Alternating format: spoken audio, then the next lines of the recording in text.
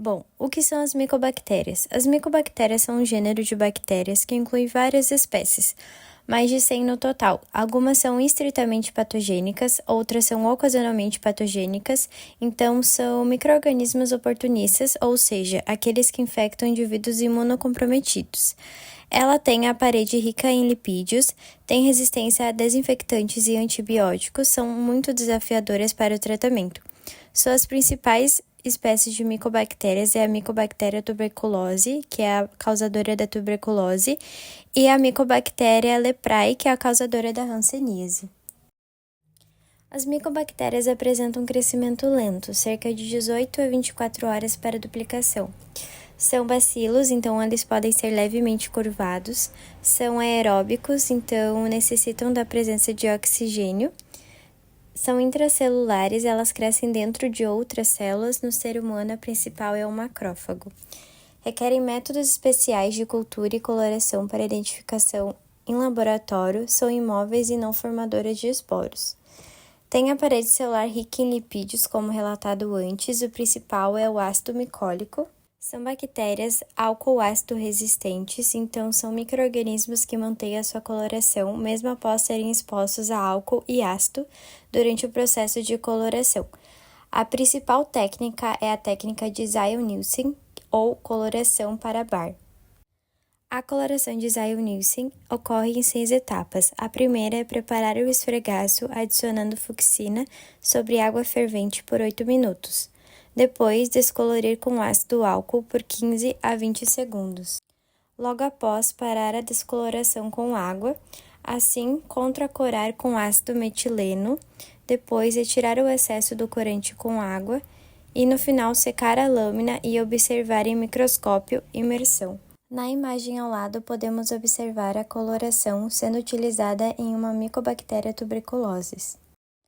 Bom, aqui nessa imagem a gente observa a parede celular das micobactérias.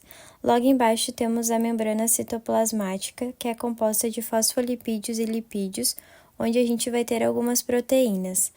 Essas proteínas, a linha azul, denominadas de E, elas vão ser bastante importantes para a preparação daqueles antígenos que são utilizados para o diagnóstico. Por exemplo, o PPD, que é aplicado no teste de Mantoux. A gente tem aí em cima da membrana a parede celular composta de uma camada fina de peptídeo-glicano e logo após, além do peptídeo-glicano, um açúcar no carboidrato, o arabinogalactana, e ligado a esses sacarídeos a gente tem aquela camada de ácidos graxos, de ácido micólico, no caso, associado a alguns glicolipídios. Essa então camada de lipídios de ácido micólico que é bastante diferente de outras bactérias. Logo ao lado, a gente tem aquelas moléculas de lipoarabinomanana, que tem um papel estrutural parecido com LPS. Então, essa acaba sendo a parede celular das micobactérias. Então, dentre as diversas espécies de Mycobacterium, as mais conhecidas incluem a Mycobacterium tuberculosis, que é a principal causadora da tuberculose. Ela é uma bactéria bacilar aeróbia, estrita, tem crescimento lento, tem uma parede celular rica em lipídios e ela é resistente à coloração de Gram. Então, utiliza-se a coloração de Ziehl-Neelsen ou a auramina. E a presença de cápsula contribui para a evasão do sistema imune. Além disso, também temos a Mycobacterium leprae, que é responsável pela hanseníase. Ela é um bacilo intracelular obrigatório, álcool-ácido resistente, e ela também possui um crescimento extremamente lento. Ela não é cultivável em meios artificiais. Além disso, também temos a Mycobacterium avium, que pode causar doenças pulmonares ou gastrointestinais. Ela é uma micobactéria não tuberculosa, álcool-ácido resistente e também tem crescimento lento. Ela é encontrada no ambiente e é capaz de causar infecções oportunistas, especialmente nas pessoas imunocomprometidas. Como eu comentei, ela está presente no ambiente, ou seja, na água, no solo e também nos alimentos. E por fim, trouxemos a Mycobacteria não tuberculosa, também conhecida como MNTs. Elas são outras espécies que podem causar infecções cutâneas, pulmonares e ferimentos. Muitas vezes elas estão associadas a traumas, procedimentos estéticos ou até com o contato com a água. Então, sobre a patogenicidade da doença, a transmissão ela pode ocorrer por via aérea. Então, vai ser pela inalação de gotículas ou aerossóis, isso no caso de doenças como a tuberculose. E já no caso da Mycobacterium leprae, a transmissão ela vai ocorrer pelo contato direto com essas pessoas infectadas. Diversas espécies de Mycobacteriums podem ser encontradas em ambientes como na terra e na água, e a contaminação então vai ocorrer por meio de ferimentos ou com a exposição ambiental. Então, o diagnóstico envolve uma combinação de métodos clínicos, laboratoriais e também de imagem, a baciloscopia, a cultura em meios específicos, técnicas de coloração e os testes moleculares, como a PCR, são ferramentas essenciais para a identificação das bactérias. Além disso, exames de imagem também podem ser solicitados, como radiografias de tórax, para ajudar na avaliação da extensão da infecção, especialmente nos casos de tuberculose.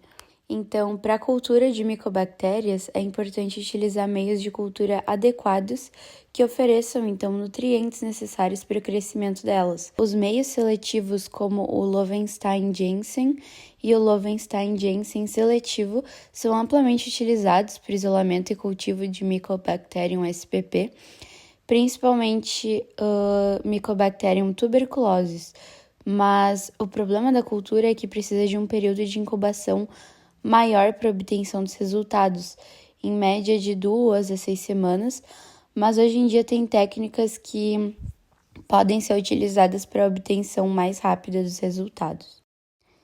Então aqui nós trouxemos algumas formas de diagnóstico, onde na primeira imagem nós temos a coloração de Ziel-Nielsen. Essa imagem é de um paciente com tuberculose, onde geralmente a amostra utilizada é o escarro, para análise da Mycobacterium tuberculosis, mas não é específico só para essa espécie. E então aqui na imagem a gente consegue ver as micobactérias em formato baciliforme, corado em tom rosado.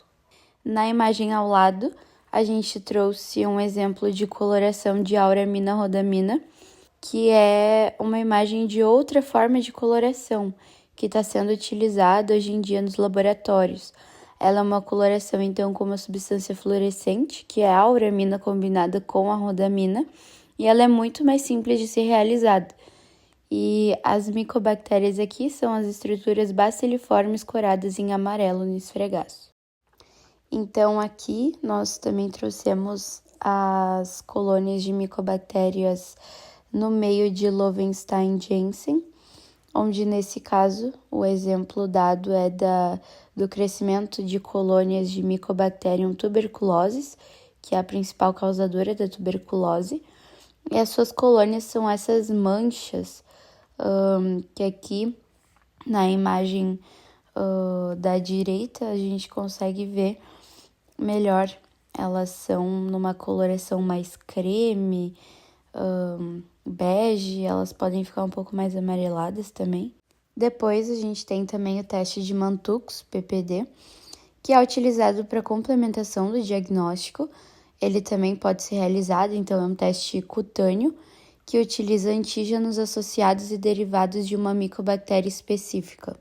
Esse teste ele é feito pela injeção subcutânea dos antígenos e ele acaba sendo analisado após por volta de 48 horas, para ver se houve ou não uma reação imunológica e inflamatória no local. E esse local acaba sendo medido para saber, então, se houve ou não a positividade do teste. Então, aqui nós trouxemos 2 formas de diagnóstico da Mycobacterium leprae, porque, como foi dito anteriormente, ela acaba não crescendo nos meios de cultura e ela tem um crescimento lento.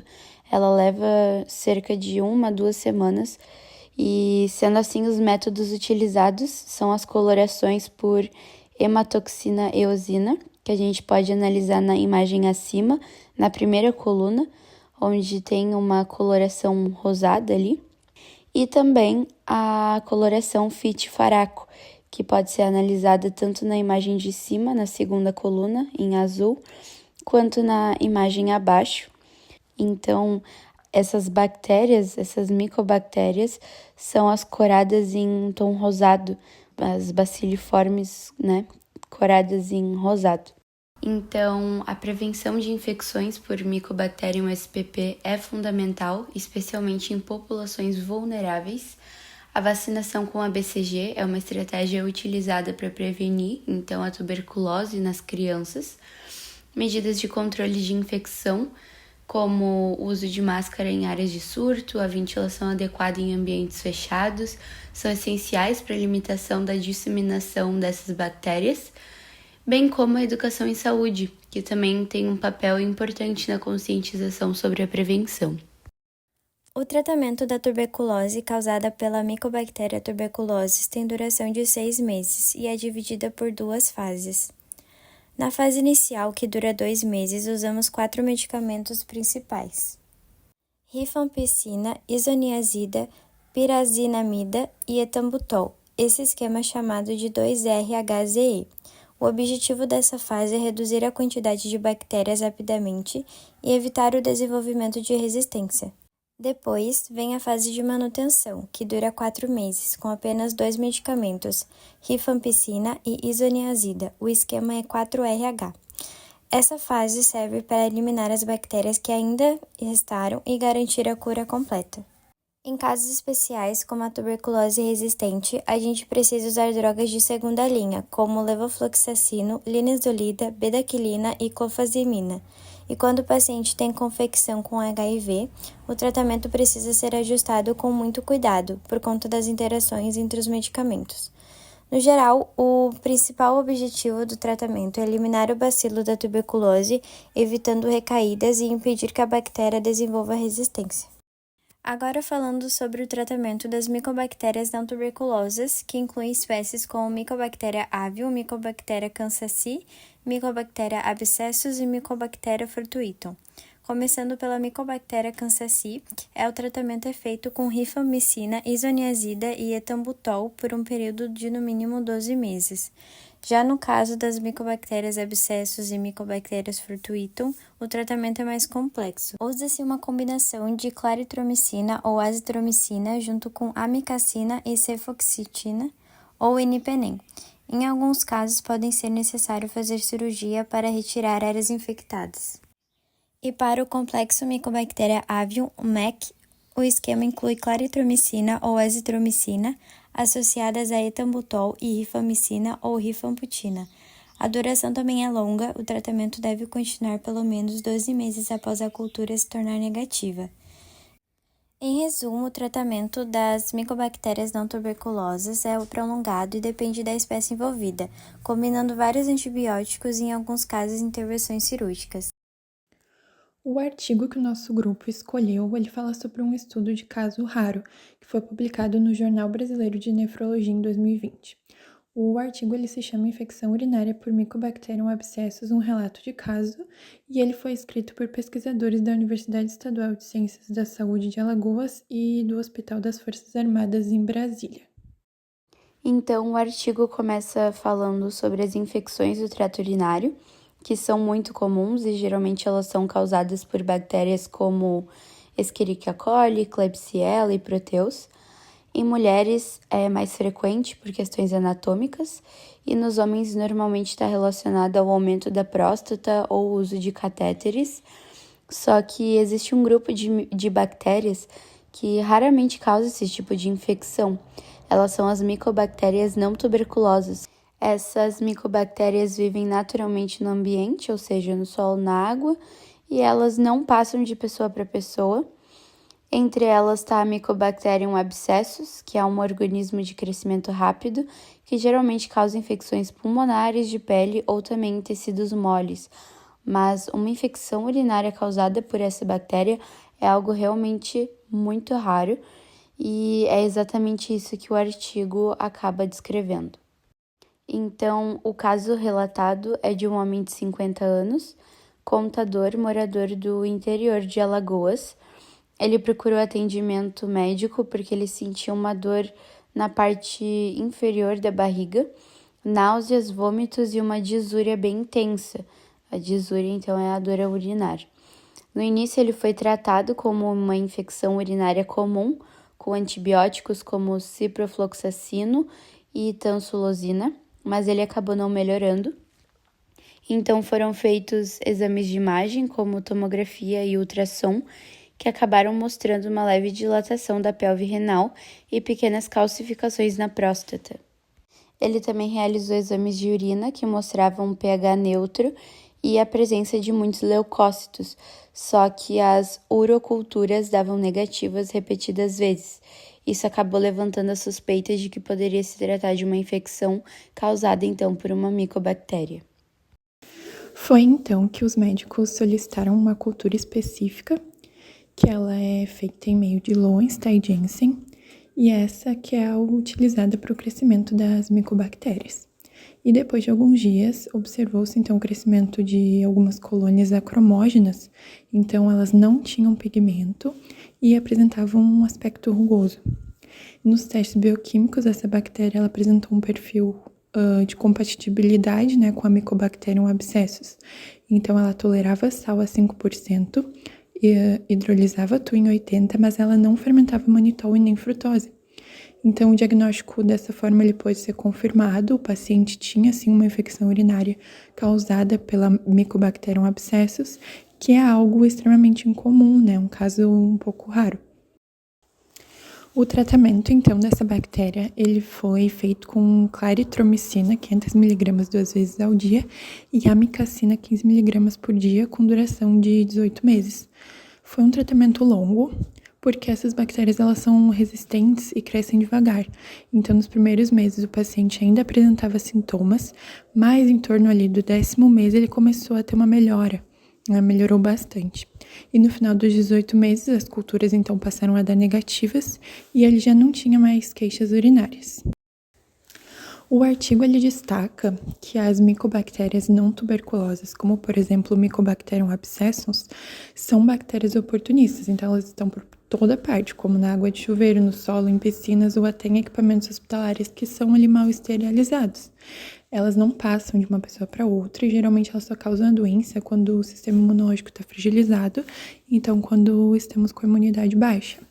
O grande desafio dela é o diagnóstico, porque elas não crescem em meio de culturas tradicionais. Então o médico precisa suspeitar e então solicitar uma cultura específica, principalmente quando o paciente tem leucócitos na urina, mas a urocultura vem negativa. O tratamento, ele acaba sendo bem difícil, ele precisa de antibióticos específicos e geralmente dura por mais de um ano. E nesse caso, desse paciente, a combinação de claritromicina e amicacina funcionou muito bem. Como conclusão do artigo sobre infecção urinária por Mycobacteria abscessus, é importante destacar que essa é uma condição muito rara, então ela deve ser lembrada em pacientes que apresentam sintomas persistentes que não melhoram com antibióticos comuns, usados nas infecções urinárias tradicionais. A cultura é fundamental para o diagnóstico porque sem ela o caso pode passar despercebido. O tratamento precisa ser prolongado e bem acompanhado, já que a Mycobacteria abscessus é uma bactéria de crescimento rápido e multiresistente a muitos medicamentos.